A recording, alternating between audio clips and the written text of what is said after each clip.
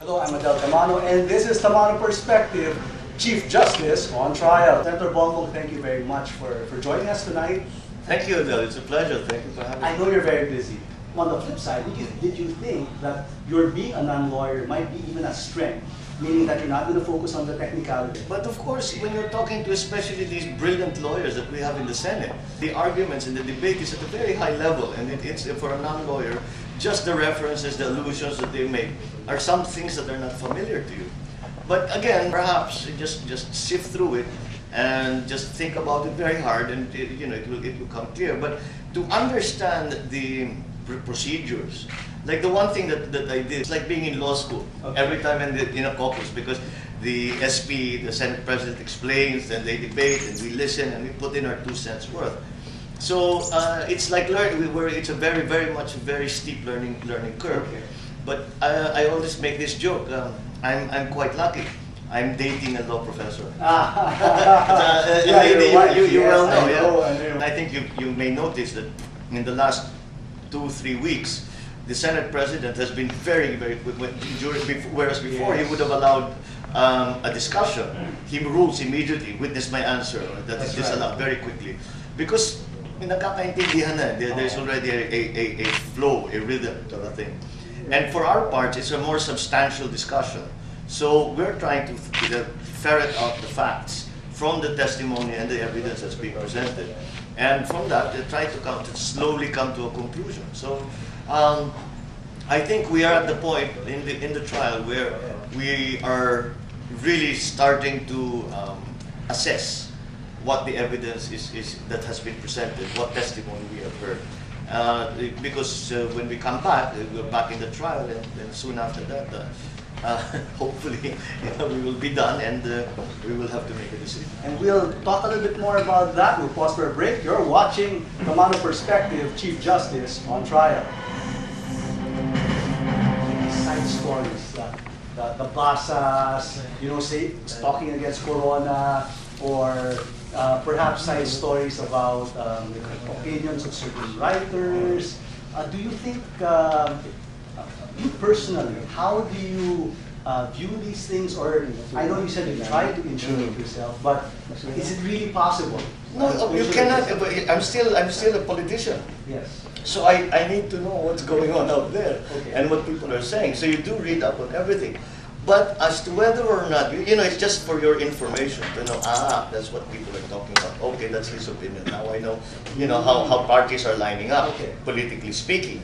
But at the end of the day, I will, I'm there taking copious notes, and I'll go back to those notes, and just about what happened, what occurred in front of us during the impeachment trial will be what is assessed, as I said, when the time comes for us to make a decision.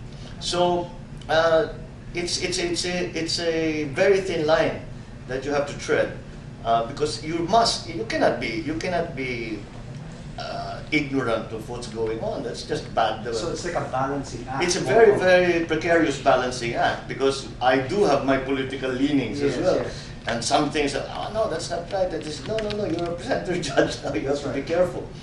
But it's interesting to note, and it's important to note what people are thinking, and what the pundits and the commentators are saying. So that's all very much part of it. I am lucky in the sense that I am not a candidate in 2013. Yes. So the surveys, although interesting, are not life and death for me, because okay, because they are for the candidates, because the surveys are going to say how well or how it will affect them.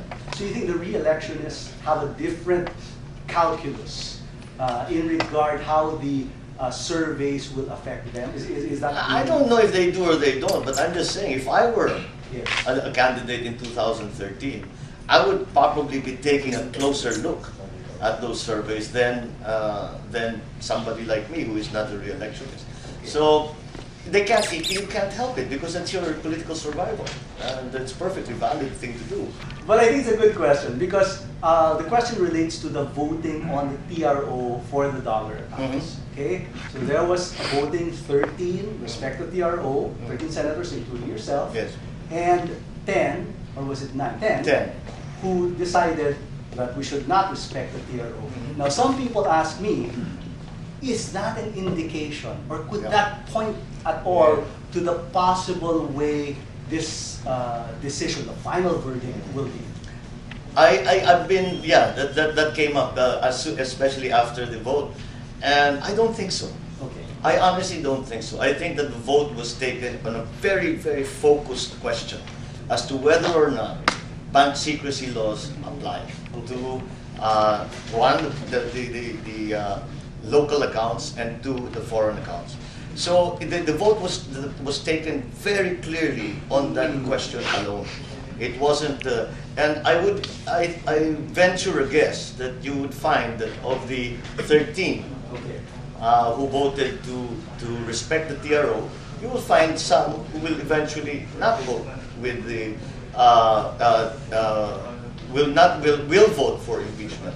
So it was more because it was not because of their belief that there was that the Chief Justice was impeachable or not. It was really because of their understanding or interpretation of the bank secrecy laws, and it was very specific. And I know people were trying to read into it, but I don't think it's that usefully an exercise, because I know the discussions as it went on, and it was very closely focused.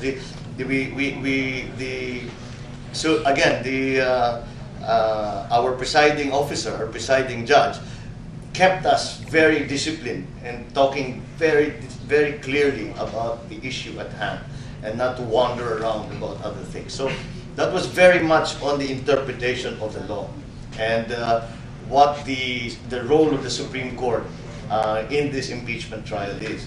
Because it's so confusing, because if it wasn't the Chief Justice, I think the relationship between the impeachment court and the Supreme Court would be very easy to define.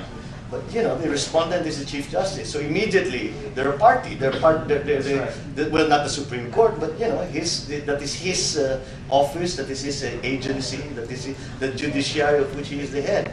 So immediately the judiciary becomes sort of involved, and that's what made it confusing. I guess the long and short is, we don't know what the verdict will be. You know what? Inevitably we try very hard to say, oh, who do you think is the?